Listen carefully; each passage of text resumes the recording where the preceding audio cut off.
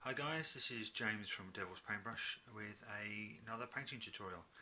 This time it's of the Rubicon models 156 scale A15 Crusader. This is a Mark III I'm going to be doing. I'm also going to do another one which is going to be a Mark I.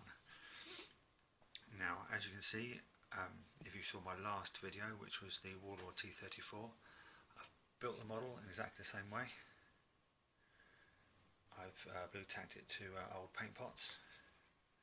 I've undercoated it with this fantastic stuff here from Poundland, and I'm going to give it two thin watered down coats. Again, no airbrush because I don't own one, but two thin watered down coats of this stuff, which is Revell Aqua Colours Bronze Green. Because this is Tunisia, going to be a Tunisian tank from the 6th Armoured Division. It would have landed in North Africa with a green paint job, and then as the campaign went on they realised that camouflage was, well, important, as it is in all tanks, so they started adding swatches of sandy browns and sometimes even repainting the whole tank with a browner shade of green. So I'm going to do colour swatches going over it. One thing I will say about this Rubicon tank, is a lovely tank, excellent to build, but I will say, when you're putting the two hull pieces together and attaching the tracks, what I will say is make sure that if you put the tracks on first, make sure the glue is cured properly before you try putting the hull pieces together. I didn't do this, and you would have thought after 30 years of building tanks and wargaming that I would know better, but no. One of the tracks popped off and it wouldn't go back on properly, so I had to quickly take it apart, clean off the glue and put it back together again. As you can see, there's no adverse effects whatsoever, but I will recommend that while the two hull pieces and these two pieces, that piece there, there's a piece on the back as well, while they're curing, secure it with an elastic band and say build the turret or build another section while you're waiting for the glue to cure properly. That way you won't have the inconvenience that I had, which is totally my own fault and nothing to do with the fantastic kit. And what I've also done, if you notice, on the back there and on the side skirts, I've added some bedrolls and tarps and jerry cans, what have you. They're from the Rubicon German stowage set, and if you look on the turret, if I get it, yeah, there we go, focusing, huzzah. There's a German helmet I've stuck on the tie of the turret there, and another tarp there. And if you look inside, that is modelling putty that I've put in there because of this guy here, which is the Warlord Games Tank Commander. I've got a couple spare floating around, so I thought I'd pop him in. And he's got a useful tag right at the bottom there, which I'm using to sit in the blue tack. And I've made a hole in the modelling putty, and he sits right in. So there we go, that's the first part. So join me in a bit when the base coat will be on and probably the decals. Hi guys, and welcome back. As you can see, my Crusader's come along quite a long way. I probably should have stopped and done a bit more colour work on it and let you know what colours I was using, but I was getting so carried away I just went along and did it. Anyway, so as you can see on the main hull, I've done the camouflage and the stowage along the side. I've done the tracks and dry brush those. I've done the exhaust units as well. On the turret, again, we've got the camouflage going on. I've base coated the helmet, and on the other side I've got the tarp done. Right, this is now ready for decals and the final wash. So I'll just detail what colours I used. So the brown camo is Dark Earth by Revell Aqua Colour. The black is Abaddon Black by Games Workshop. The tarps are Baneblade Brown. Jerry cans are Dark Green by Revell.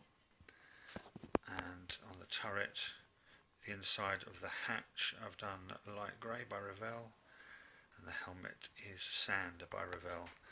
And quickly on the Tank Commander, focus. Who's going to get all over wash? I've done the uniform in khaki brown by Ankle Colour, Bugman's Glow for the skin, and Abaddon Black for the beret and goggles with the metal details picked out in the Lead Belcher. Right, the next video will be decals on and then a wash, so catch you in a bit. Okay guys, the decals are on. As you can see, that's the 6th Armoured Division, Blade Force, 17th, 21st Lancers, known as the Death and Glory Boys. I've also done the straps on the tarps and bedrolls on the side. I've actually inked or washed the commander, just waiting for him to dry. And on the turret you've got the company markings, yellow triangle, which denotes the 2nd Regiment of the division, another coat and helmet. And now what is needed is wash all over, then we go back in with a bit of highlighting and then all the lovely weathering. So catch you a sec guys. Okay guys, welcome back, and as you can see the wash is on. It's dulled down things nicely. You can see shading over the ridging in the side plates and the hatches and what have you. I'm tempted to leave it there, but I think I need to go back and make it a little bit more faded and dusty. Right, and the commander, focus. Commander's done, so I can pop him to one side, and the turret, you can see it's in the same state as the rest of the hull, nicely dulled down. Shine on the decals has gone. I have actually highlighted the German helmet and the inside of the hatches, and there's a spade in the back which I'll highlight up with a bit of silver on the blade and a lighter brown across the handle. So yeah, so that's the wash on. I'm then going to go work back in with the green and the brown. Try and lighten the colour up, try and make it look faded, and catch you in a sec guys. And we're back, and if I just get this thing to bloody focus, that's the best we're going to get. Right, I've worked back in with the brown and the green to make it slightly faded and dusty. I've also highlighted the tarps and the fuel cans.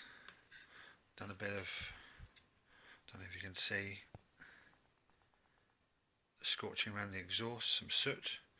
Also done some soot around the end of the gun barrel. Oh, if it would just focus.